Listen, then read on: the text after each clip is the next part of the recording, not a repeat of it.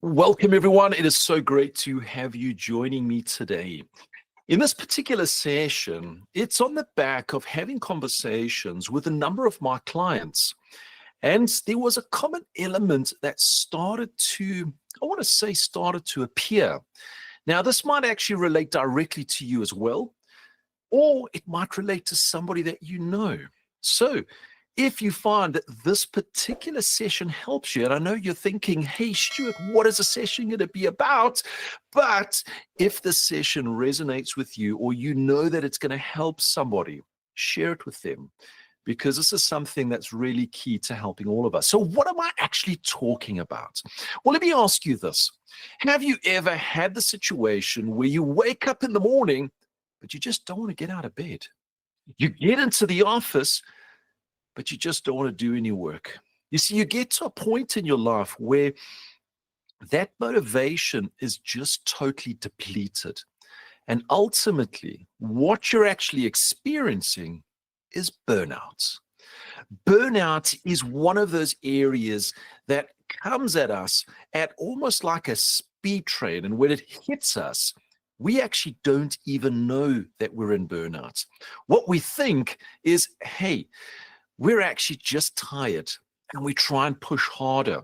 Or I've got the flu and we just push harder. But ultimately, burnout can actually lead to quite a severe, and I want to say regression in your particular productivity as you're going forward.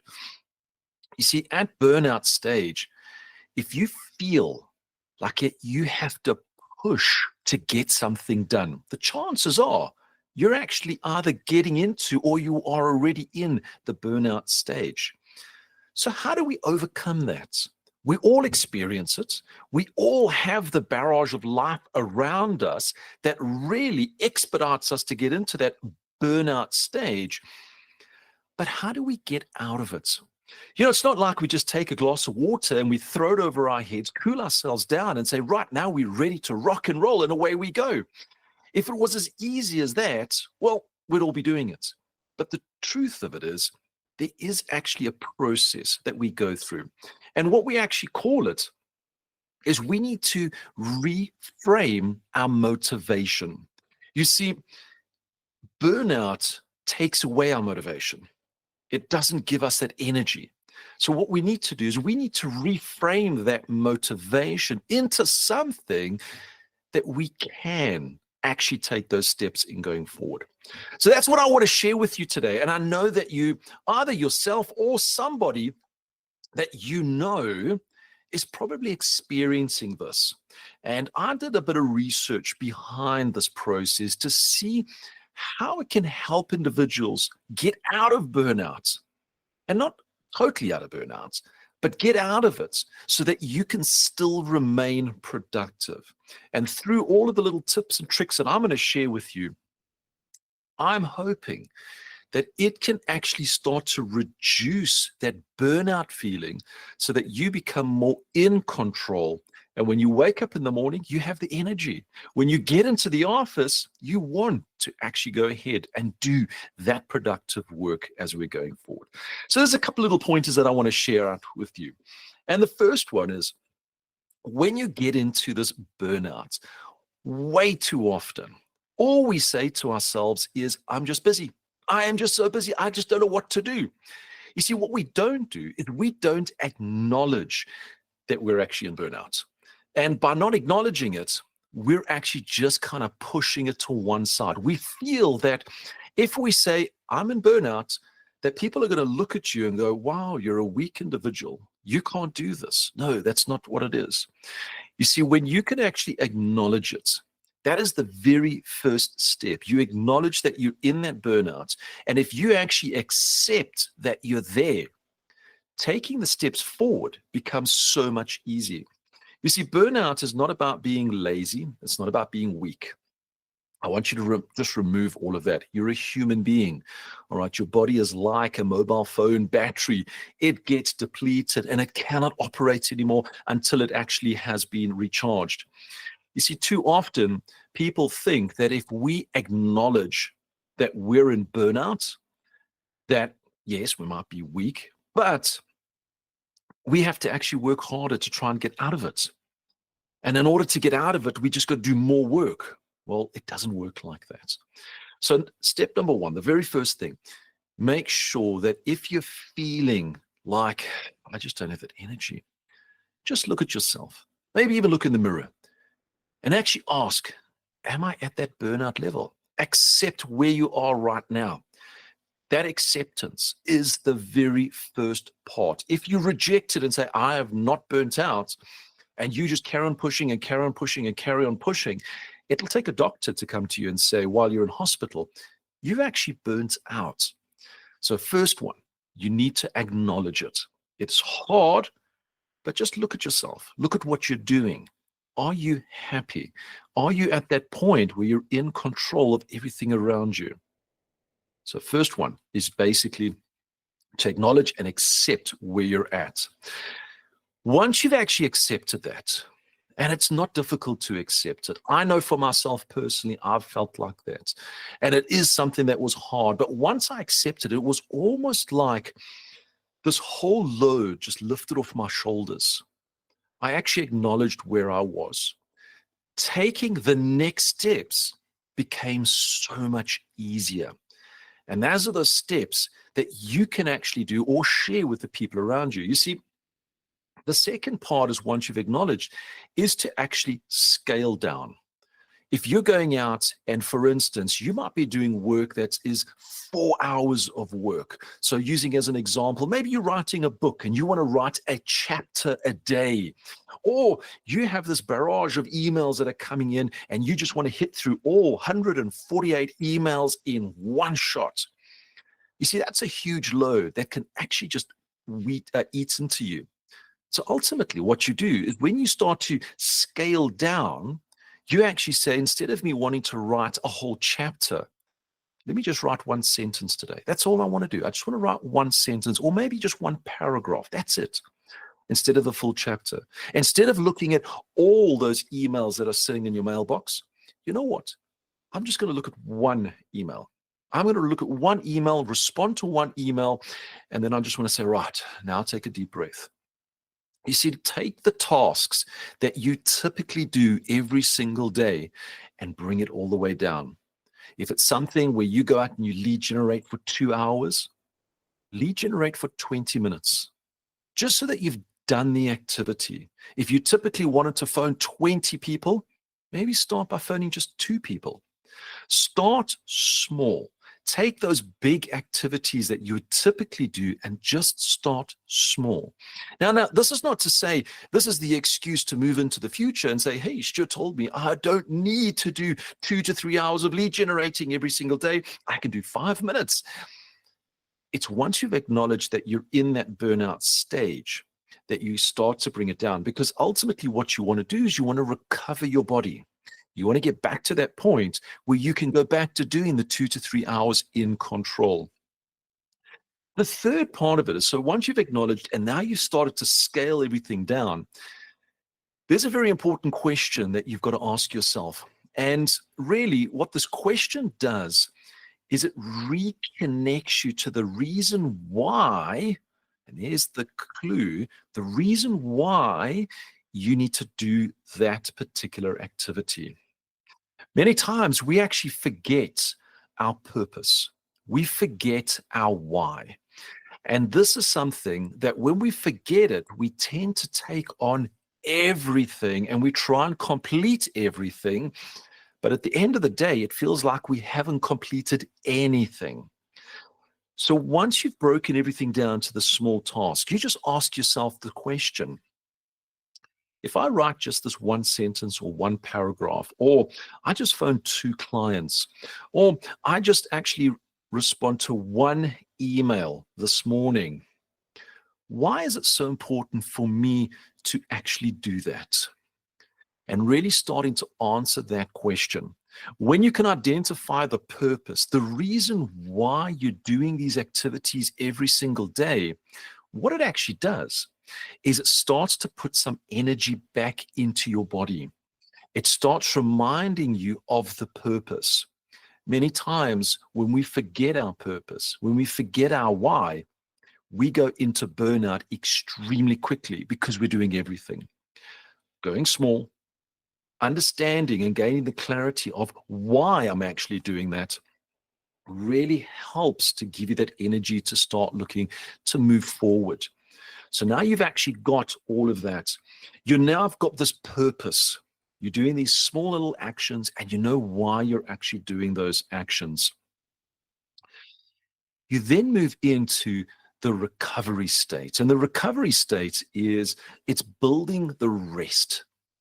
You see, when we are actually at our highest, at our peak, when we've got all of that energy, we can push 4-6 hours. Well, we think we can push it, but we push 4 to 6 hours of doing work on an ongoing basis, and we get a lot done, but we go into burnout quite quickly. When we get into this particular burnout stage, we're now doing these small increments. So what do we do once we've written that single sentence or paragraph or responded to that email or maybe made those 2 phone calls? We take a rest. We actually take a rest. And in taking a rest, we do things like just go for a walk.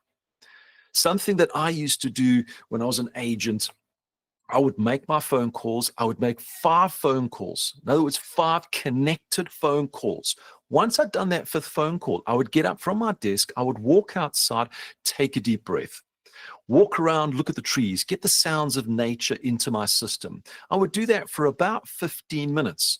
Once I could actually feel, right, I'm back and I can breathe, I'd go back to my desk and I'd make another 5 phone calls. And I would do that on an ongoing basis. You've heard of so many different techniques, the Pomodoro effect, where you actually push something for 25 minutes, have a 5-minute break. This is where you need to start pulling this into your actual time blocks.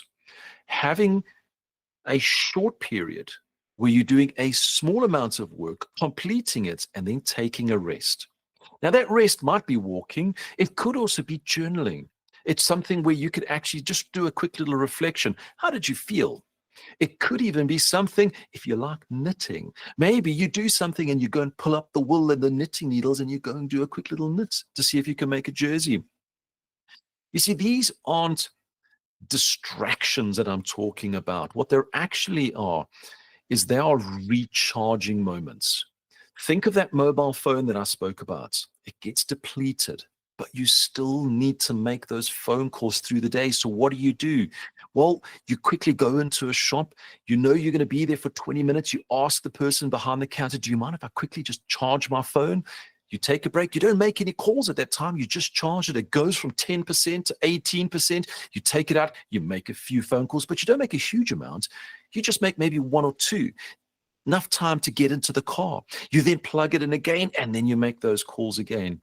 You see, these little moments of breaks helps to recharge. But what's so important about it is you're still remaining productive. You're not just taking 6 months off to try and recoup. What you're doing is you're still doing those small, purposeful actions. You're taking a break to recharge and then doing some more small, purposeful actions. And when you're doing this on an ongoing basis, what you'll actually find is what started out as 1 sentence, 1 paragraph, you suddenly find, hey, I've actually got this energy. I'm actually quite excited. I actually want to do 2 sentences or 2 paragraphs.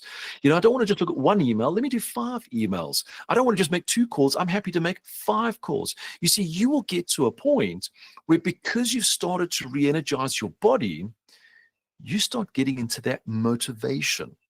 And it's that motivation that says, hey, I can do a little bit more. And you start to grow and it starts to build up as you're going through. Now, having these little rests is so, so important. But there was a saying that I'd heard many, many years ago. Nobody succeeds alone. And so too often, as an entrepreneur, we think that we're doing everything alone. And when we try to do it by ourselves, well, that's when we go into burnout.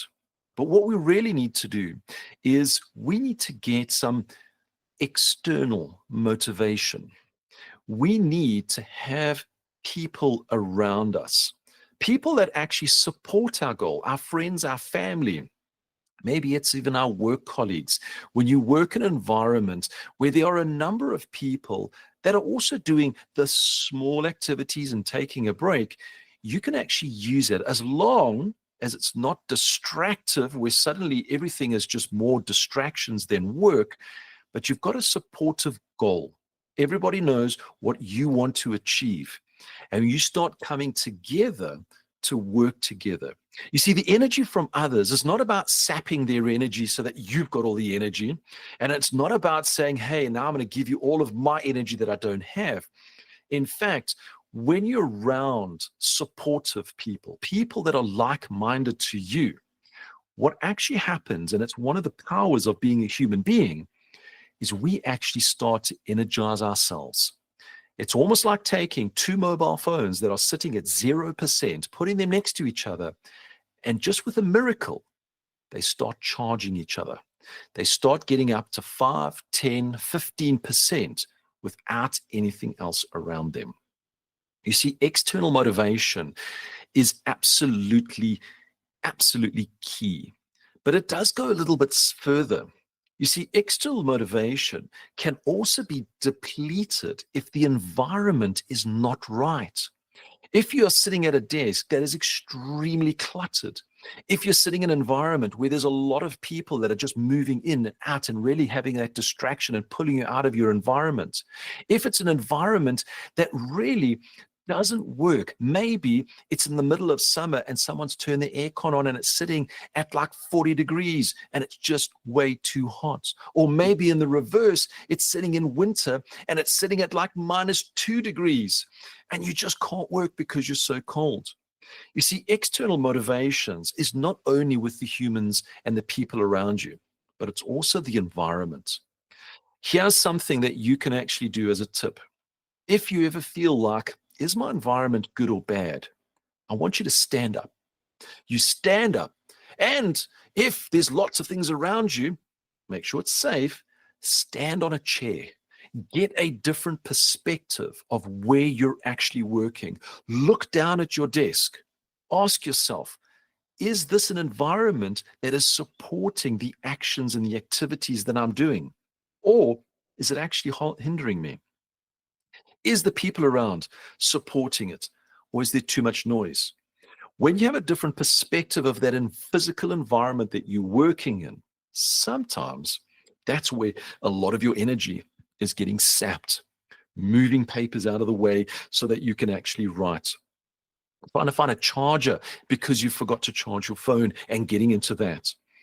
Make sure the environment. So this external motivation, the two parts, the people around you, make sure they're like-minded, that are supporting you and they're working because they give you energy. And make sure that the physical environment is actually not cluttered.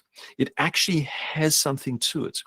You can even, and I've started doing it in my office, I've got background music. You may not hear it, but there is background music that actually plays. It's very relaxing. It's very calming. And as I'm working, I found that that calming effect actually brings me down. It's not heavy metal rock and roll. It's actually something that's rather light. Something where sometimes I'll break out into song because I enjoy it, but that just starts to calm me down. And that's what you're ultimately wanting to get through to. You see, the next part of this, and this is an area that we feel that we've actually got this self-discipline to actually get out of burnout. We feel that we could wake up in the morning and say, you know what, I can push through it. And as I said right in the beginning, that's when you actually push yourself to the point where it's going to take a doctor while you're sitting in hospital to say, you've burnt out. You need to rest. So ultimately, the next part of it is to be compassionate about yourself. You know, you've got a human body. You've only got one body, by the way. And you want to make sure that you look after that particular body. When you are in that burnout stage and you are just pushing harder and harder and harder, the repercussions is your body is going to take a negative effect. So have compassion on your physical body. If you find that you're going for a long walk and you just can't even take another step, but you're pushing yourself to do more and more and more, knowing that you need your body tomorrow to do something else, you could put yourself in a breakout where your body just collapses. So having the compassion and knowing that you have to at some times give up. I remember many, many years, I actually went on one of these hiking trails, and it was a hiking trail up a volcano. It's an old abandoned volcano. And as I'm going up halfway, the gravel was so soft that every step I took, it was almost like I was walking on an escalator that was going backwards. About 100 meters. It took me nearly 3 hours to walk 100 meters because it was one step forward and I was just sliding back, one step forward and just sliding back. And I got to about 1 o'clock in the morning because it's in the middle of Africa and it's extremely hot. I got about halfway and I just looked at this and I said, why am I doing this? Why am I pushing myself to get to the top? Do I have any reason to go to the top? I've already experienced the most amazing parts of the country that I've been in, but I also knew that I actually had another contract that I had to go to. So halfway up, I actually said to the porter, I'm done. My body has hit its limits. And I actually stayed on the top, it was halfway up the actual mountain. I stayed there until about 5 o'clock in the morning until I could actually walk down safely. And most people thought, oh, but you gave up. I knew that if I pushed myself to the top, I probably would have burnt out even more, that the contract that I was actually appointed to go and do, I wouldn't have been able to do that. So when you're looking at your body, make sure that you have the compassion and know when to say no, to know when you can actually start to give up. And it's not just giving up because, well, I'm just throwing in the towel, but it's when your body is saying, please, please, let's just take a break. So know when to stop pushing your body beyond its capabilities. Yes, there's certain circumstances where we do push our body to the extreme, but in our general life, we don't have to push our bodies to the actual extreme. And then we need to consider, and this is the final point, and these are the larger adjustments that you can actually make in your particular life. And it's adjustments like when you're doing activities, when you're doing your job, is there parts of it that you can delegate to somebody else? Is it something that you have to do everything? Because if you actually look deeper in it, there's many items that you can actually pass to someone and say, hey, please, can you actually help me with this? Even if you have to pay them, it will help you. Is there something, and so too often we put ourselves into these deadlines, is it something that we could delay? Could we delay it that we don't have to finish it today? Maybe we can do it next week. Maybe we can do it next month. Is it that important that it has to be completed today? Many times when you're speaking with a client, or maybe it's a supervisor or somebody senior, and you just say, I've just got so much on my plate at the moment.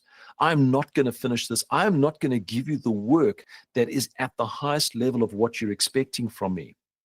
Can we push the deadline? And many times people will say yes. They'll understand when you're actually in that particular position. Or maybe it's something that you don't even need to do. Way too often we take on activities because we feel obliged to take on these activities. But just that little word, no, sometimes is more powerful to get you out of burnout than anything else. So look at those activities. Is there something that you're doing that you could drop altogether and you don't actually put that into your schedule? Another area, and this is something where I've had conversations with a lot of clients, the environment. And we spoke about that environment and the people around you. What is the culture like? Is there toxicity in that environment that when you're coming in, there's somebody that's hitting you all the time? Is it something that you can address or you cannot address? You see, these toxic environments that we hear, it's a term that goes around so often, or the culture of people where you just don't see eye to eye with everybody in that particular environment. that can actually create a lot of burnout. Why? Because you're pushing yourself to fit in. You're pushing yourself to try and achieve what they would like to achieve. So look at that environment a little bit lower. Couldn't get a word out there. And then finally, through this particular journey, if you find that your burnout is consistent, you've gone through all the steps that I've shared with you, but it's just too much on your shoulders. You just cannot take that load off.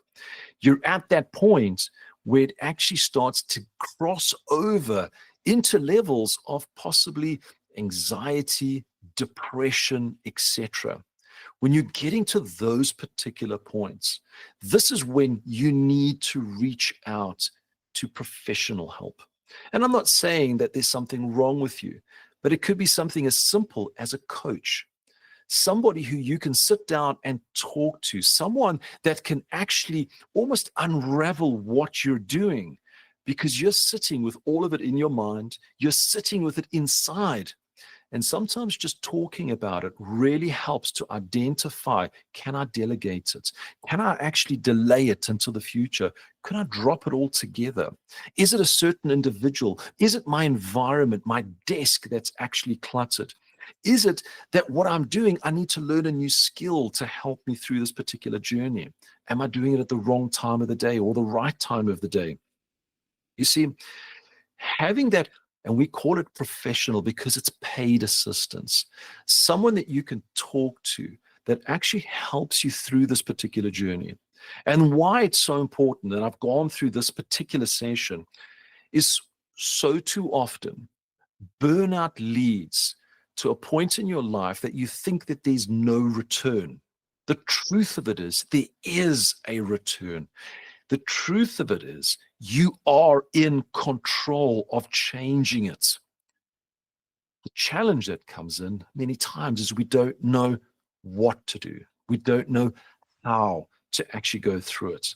And that's why this particular session, how to get yourself out of that burnout, how to motivate yourself forward. There's some very simple steps. And to take these steps, put them into your life, share them with people. That's why I said at the beginning, it might sometimes resonate directly with you. Maybe it's somebody that you know. Share this with them to help them through this particular journey. But ultimately, if it's gone to that point, anxiety, the stress is way too much, depression is starting to come in, please, you need to look at professional support. Let's not use the word help, professional support that can give you this guidance to help you as you're going through. You see, burnout, well, it's only temporary. That is a truth. It is only temporary. It becomes permanent when you don't address it.